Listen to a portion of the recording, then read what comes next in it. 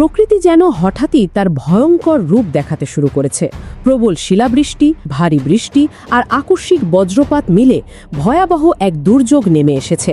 মাত্র ২৪ ঘন্টার মধ্যে বুধবার থেকে বৃহস্পতিবার সকাল পর্যন্ত এই প্রাকৃতিক তাণ্ডবে অন্তত ১১১ জন মানুষের মৃত্যু হয়েছে, আহত হয়েছেন আরও ৭২ জন।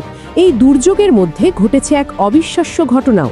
ঝড়ের প্রচণ্ড বাতাসে এক ব্যক্তি নিজের ঘরের টিনের চাল সহ প্রায় ৫০ ফুট ওপরে উঠে যান। পরে তিনি একটি ভুট্টা খেতে গিয়ে পড়ে গুরুতর আহত হন। ঘটনাটি দুর্যোগের ভয়াবহতা কতটা ছিল সেটাই চোখে আঙুল দিয়ে দেখিয়ে দেয়। ভারতের উত্তরপ্রদেশের ২৫টি জেলায় এই প্রাণহানির ঘটনা ঘটেছে। রাজ্যের ত্রাণ কমিশনারের কার্যালয় জানিয়েছে, সবচেয়ে বেশি ক্ষতি হয়েছে একটি নির্দিষ্ট জেলায়।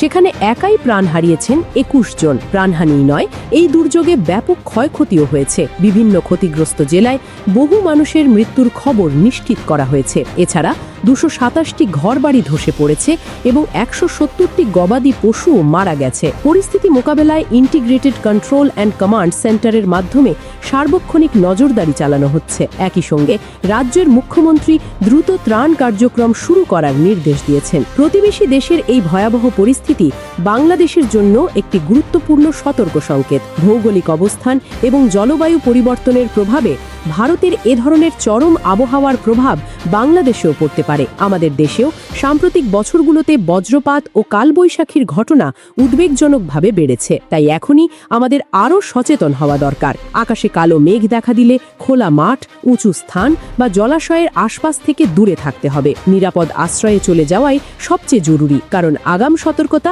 এবং সঠিক প্রস্তুতি এমন দুর্যোগের সময় জীবন রক্ষার সবচেয়ে বড় উপায়। তামান্না হিয়া, করতোয়া টিভি।